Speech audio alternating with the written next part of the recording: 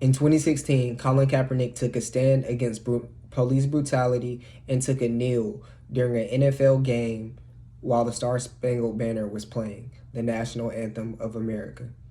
Colin Kaepernick took this kneel because of recent protests of police brutality, specifically regarding Eric Gardner. Ever since Colin Kaepernick took his kneel, he has not been signed in the NFL. Colin Kaepernick was a star quarterback at the University of Nevada, where he attained over 10,000 passing yards, over 5,000 rushing yards, over 80 touchdowns, passing touchdowns, and over 40 rushing touchdowns.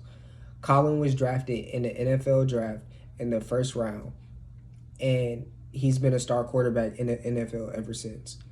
Colin Kaepernick was a Super Bowl playing quarterback. With that being said, during the time of his protest, he was a second string quarterback at the San Francisco 49ers. Colin Kaepernick took his stand, and right here I made a model. It's literally a simple model that shows how Colin Kaepernick communicated his plan. Colin Kaepernick was the sender. He was the sender, and his channel was the NFL and kneeling. Colin Kaepernick took a kneel during the national anthem, one of the biggest and most played songs at every major event in U.S. history. Colin Kaepernick took his kneel, and that was his channel of getting his message across. His receiver was the nation. He didn't want the NFL to care. He didn't want anybody else to care. He just wanted the nation to care. Ever since then, Colin Kaepernick has been unsigned and has not played in the NFL. He actually ended up filing a collusion lawsuit against the NFL for teams conspiring to keep him out of the league by not giving him contracts and not signing him, basically. And this all came from kneeling from the national anthem because of police brutality.